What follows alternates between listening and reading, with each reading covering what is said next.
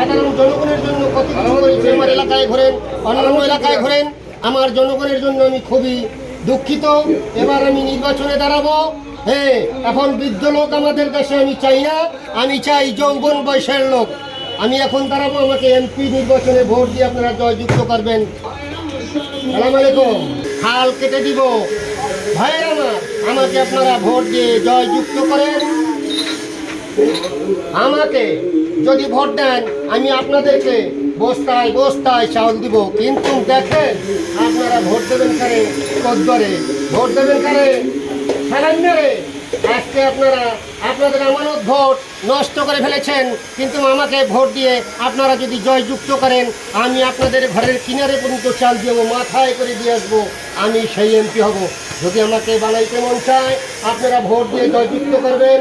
আমাদের এই আমতলীর জনগণ, এই সাধারণ জনগণের জন্য আমি কত কিছু না করেছি, কত টাকা দিয়েছি, আমি রিপোর্ট দিয়ে ঘরে দিয়েছি। আমাকে এমপি নির্বাচনে জয়যুক্ত করবেন, আমি আপনাদের পাশে দাঁড়াই থাকবো। দেখেন আমি কত টাকা নষ্ট করেছি, কিন্তু আমি আপনাদের সম্মুখে এখন 5 কোটি টাকা নিয়ে দাঁড়াই আছি। এই 5 কোটি টাকা দিয়েই আপনাদেরকে খাওয়াবো, আবার যেটা ট্রেনের সেটা আমি দিব, বৃদ্ধ ভাতা আসবে আমি দেবো, জন্ম নিবন্ধনের কাজ করে দিব, সমস্ত কিছু আমি করে দেবো। আপনাদেরকে সব ভাষায় বোঝানো যাবে না ভাইয়ের আমার।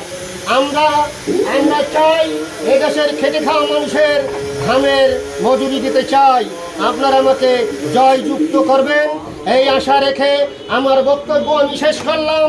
জয় বাংলা, জয় বঙ্গবন্ধু, জয় বাংলা, জয় বঙ্গবন্ধু। চিরজীবী হোক বাংলা, আমাদের এই বাংলা চিরজীবী হোক।